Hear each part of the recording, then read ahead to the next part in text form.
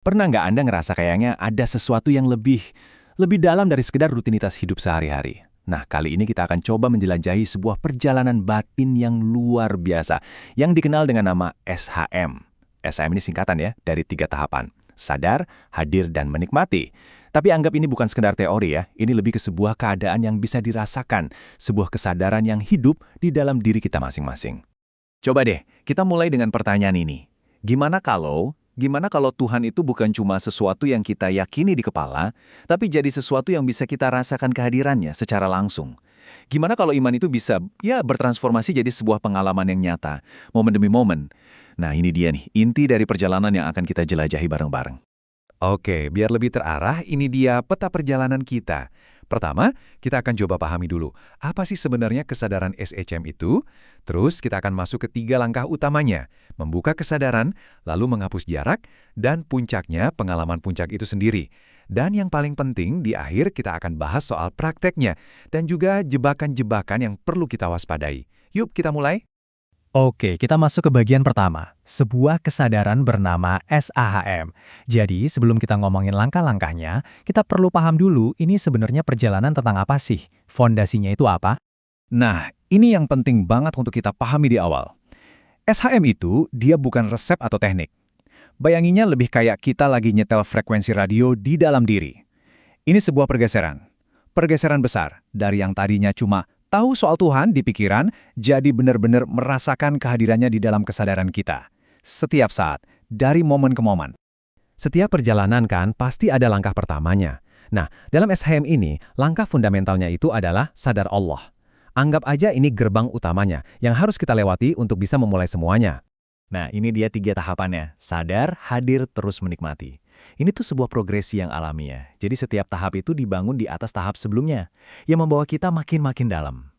Oke, sekarang kita bedah satu persatu, kita mulai dari yang pertama, yaitu sadar. Disinilah bedanya yang paling penting. Tahap sadar ini bukan sekedar pengetahuan di otak yang bilang, oh iya saya tahu Tuhan itu ada. Bukan itu. Ini jauh lebih dalam. Ini adalah perasaan di dalam hati. Sebuah kesadaran yang merasuk, yang bikin kita ngerasa kalau keberadaan kita ini, aku ini, bukan hasil karya kita sendiri. Ada sesuatu yang lebih besar yang mengadakan kita. Dan kutipan ini, wow, ini merangkum semuanya dengan sempurna. Kesadaranku ini bukan milikku, tapi pancaran darinya. Saat kita benar-benar merasakan ini, bahwa kesadaran kita itu cuma pancaran, bukan milik pribadi, disitulah ego kita mulai mundur. Nah, momen inilah yang sering disebut sebagai gerbang menuju pengenalan sejati atau ma'rifat. Jadi kita mengenal Tuhan lewat kesadaran, bukan lagi sekedar lewat baca buku. Oke, setelah gerbang kesadaran tadi terbuka, terus apa? Ya, kita nggak berhenti di situ dong. Kita melangkah lebih dalam lagi ke tahap kedua, sebuah keadaan yang disebut hadir. Disinilah jarak itu mulai terasa terhapus. Poin kuncinya di sini, ini bukan soal jarak fisik ya. Hadir itu tentang menghapus jarak yang kita rasakan di dalam batin kita. Tahu nggak, perasaan yang tadinya mungkin canggung gaya diawasi dari jauh, nah itu berubah total. Jadi rasa nyaman karena merasa ditemani dari dekat. Hati kita jadi nggak merasa sendirian lagi. Kutipan ini benar-benar menangkap realisasi yang luar biasa di tahap ini. Ternyata perjalanan spiritual itu bukan soal kita mendekat ke Tuhan, tapi soal kita menyadari. Menyadari bahwa kita sebenarnya nggak pernah jauh. Dari awal pun kita sudah dekat. Nah, setelah kesadaran terbuka, jarak terhapus, kita akhirnya tiba di puncaknya. Puncak perjalanan ini, sebuah keadaan yang disebut menikmati. Tapi, menikmati apa sih sebenarnya? Yuk, kita lihat. Di tahap puncak ini, buah dari perjalanan itu mulai kita rasakan. Ada ketenangan yang datang, tapi tanpa sebab. Bukan karena masalah kita selesai, tapi ya tenang aja. Dada rasanya lapang banget. Keheningan di dalam diri terasa hidup. Terus ibadah, kayak sholat, itu nggak lagi jadi beban kewajiban, tapi jadi aliran yang ringan. Dan muncul keyakinan yang dalam, bahwa hidup ini sedang dibimbing. Semuanya baik-baik saja. Nah, ini dia titiknya. Di puncak ini, pikiran kita itu berhenti mencari. Kita nggak lagi sibuk memikirkan Tuhan, tapi kita prosto menjadi. Di dalam kehadirannya. Ego kita yang biasanya selalu berusaha, selalu menganalisis, sekarang dia larut. Yang tersisa cuma kesadaran murni yang tenang, yang kerjaannya cuma satu, menikmati. Oke, konsepnya kedengaran indah ya. Tapi pertanyaannya, gimana prakteknya? Gimana caranya kita bawa kesadaran ini ke dalam ibadah kita sehari-hari, misalnya sholat. Dan yang gak kalah penting, apa aja sih jebakan-jebakan ego yang bisa bikin kita malah tersesat di jalan ini? Coba deh perhatikan pergeseran bahasa di sini, karena ini inti dari prakteknya.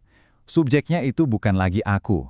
Dari yang tadinya aku sholat, berubah jadi aku dihadirkan untuk sholat. Dari aku mengingat, jadi aku disadarkan. Ini bukan cuma main-main kata loh.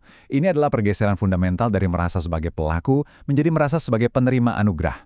Usaha dari si aku ini pelan-pelan lenyap. Terus gimana kita tahu kalau ini SHM yang asli, bukan sekedar ilusi ego? Apa tolak ukurnya? Nah, buahnya itu kelihatan jelas. Hati jadi lebih tenang, gak gampang gelisah.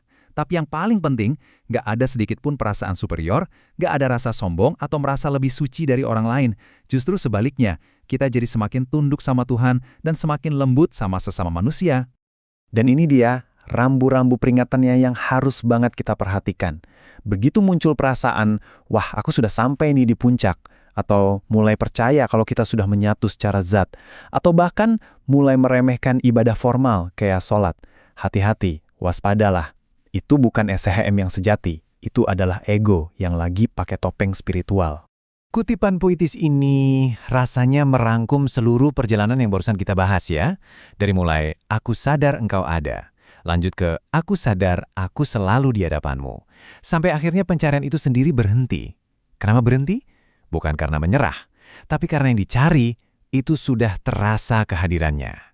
Pada akhirnya, semua yang kita bahas ini kan cuma peta ya. Perjalanannya ya tetap harus kita alami sendiri. Anggap saja ini sebuah undangan untuk kita semua melihat ke dalam diri. Jadi, pertanyaan terakhir untuk Anda renungkan adalah, di manakah perjalanan kesadaran Anda sendiri dimulai? Terima kasih sudah menyimak.